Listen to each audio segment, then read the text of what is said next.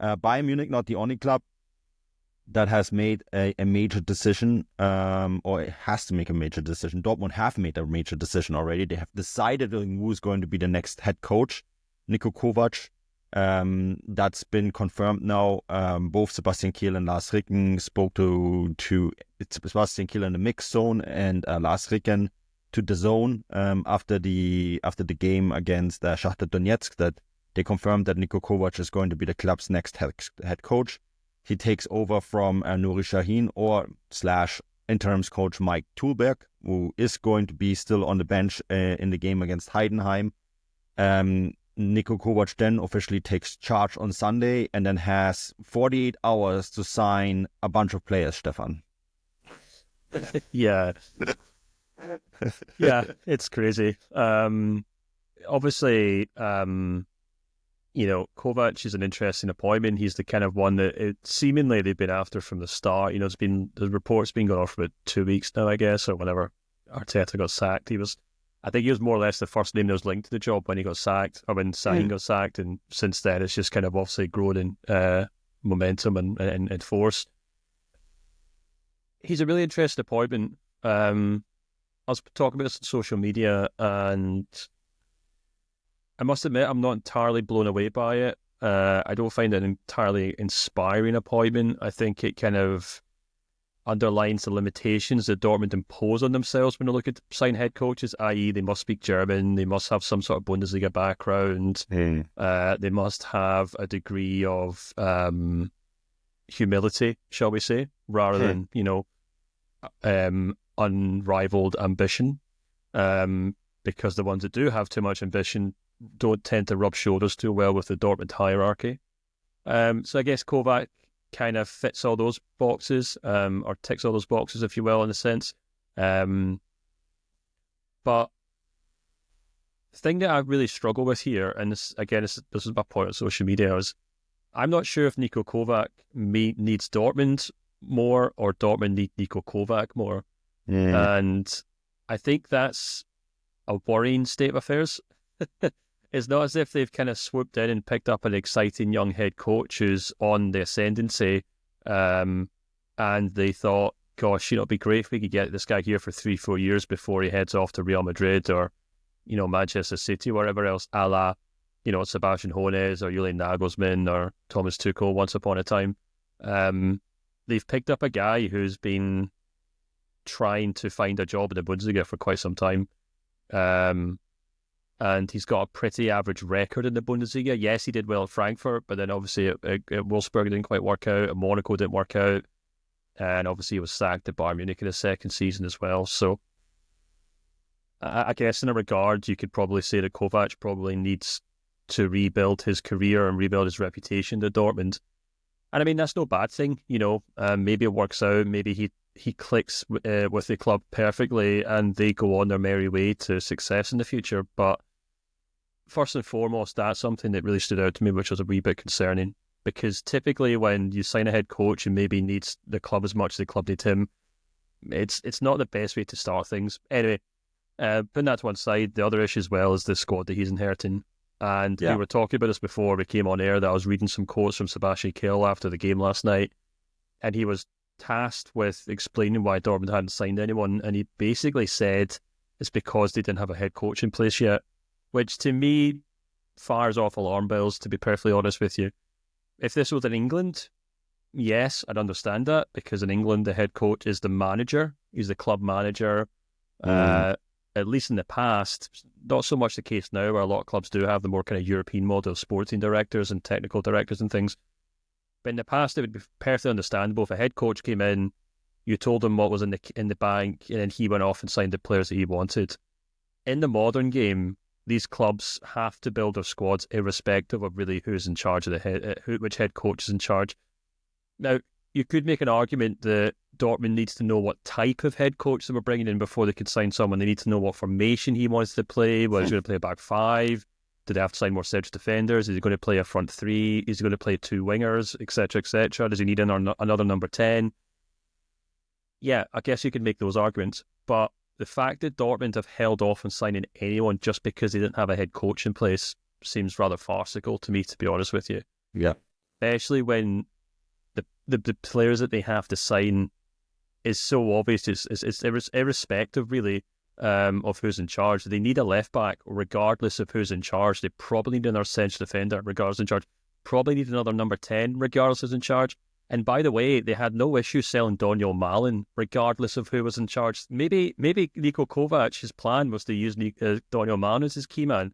That didn't seem to be an issue for Sebastian Kehl whatsoever. So it's just your classic kind of excuses after excuses after excuses with Dortmund. It's the blind leading the blind. And on top of that, a largely uninspiring head coach. But hopefully, in 6 months' time, we all look back at this podcast or this video, whatever, and I'm made to eat my words. He does well there. I hope he does well. He seems like a nice guy. It'd be great if Dortmund can get back on their feet, but it's an almighty task before them, isn't it, Manu? It is. I mean, the only player that they've been seriously linked with since is Ryan Cherky. And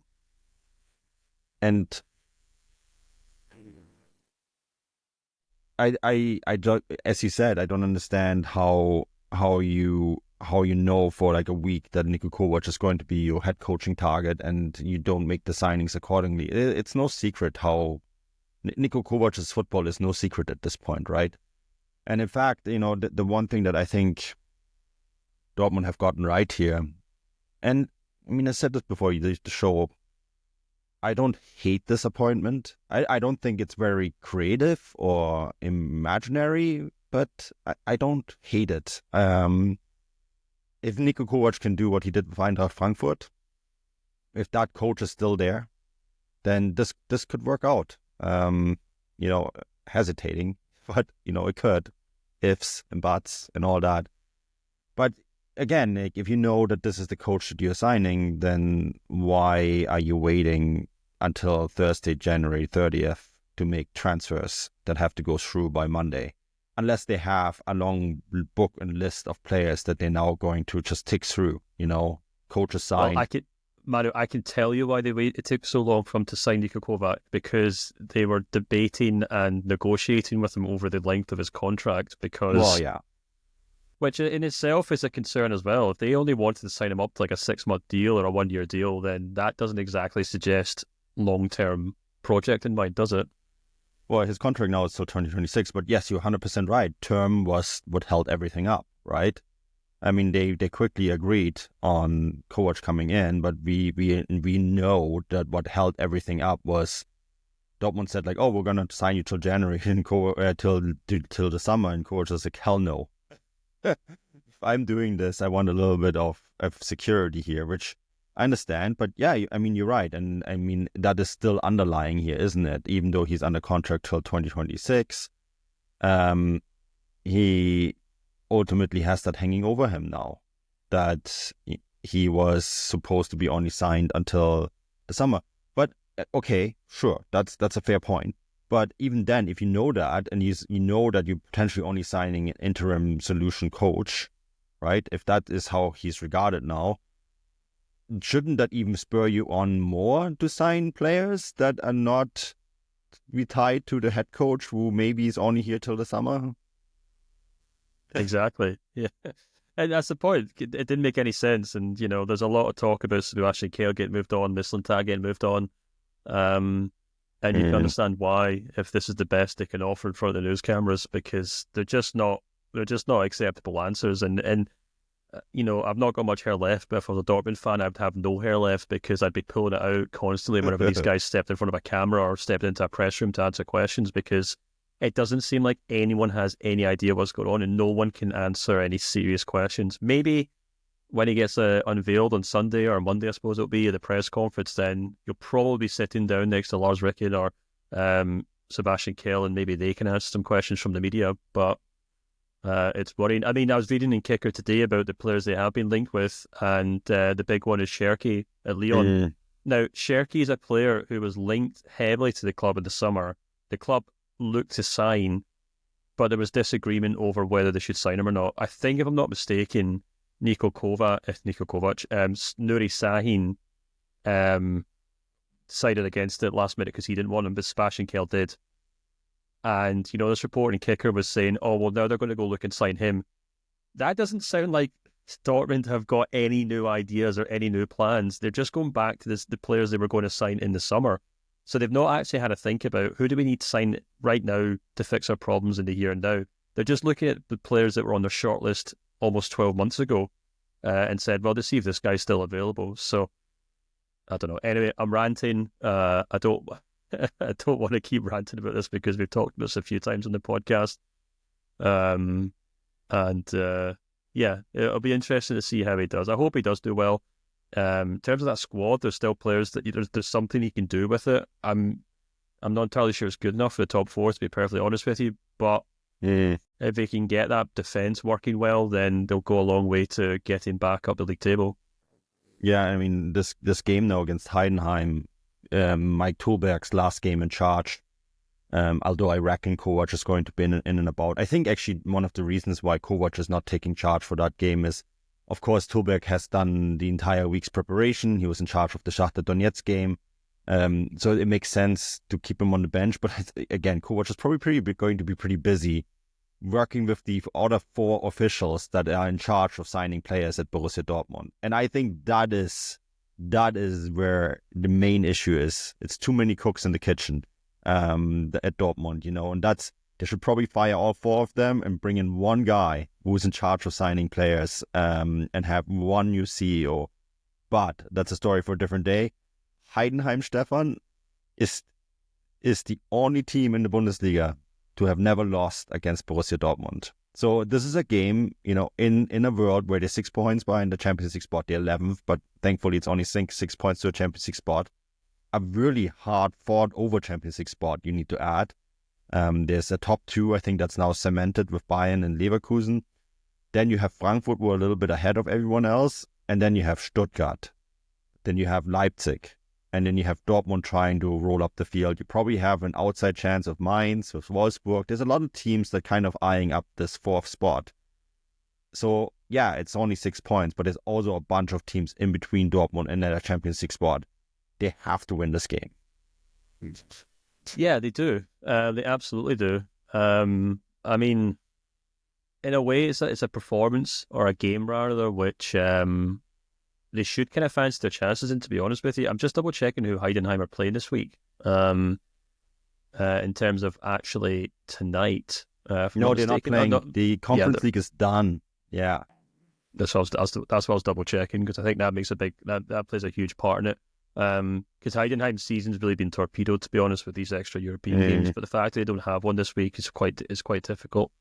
Obviously, Dortmund's away form is absolutely atrocious. I think we have seen some players rebound after Sahin left. I think Girassis looked back to his old self, scoring goals for fun, both against Bremen and against Shakhtar in midweek. Julian Brandt's looked bright as well, but they're still clumsy. They're still conceding goals. Obviously, Schlotterbeck's got that 2-match ban now. So he'll miss this game as well. So it's another banana skin. It's another tricky away game for Dortmund, who've struggled in away games this season. So you can understand why Niko Kovac was probably thinking, I'll let the under-19s guy take that one, and I'll take on the next match after a full week of preparation. But yeah, he's going to have to hit the ground running. It's as simple as that, because there's we're at the end of January now. There's not a huge amount of football left to play. I mean, yeah, there's enough to catch the top 6 and top 4, but as you said, there's a lot of teams pushing for top 4, and a lot of teams such as your Stuttgarts and your Leipzigs who are out of Europe, who will be thinking, right, our task from now to the end of the season is just make sure we get as high up that league table as we can and stay above Dortmund.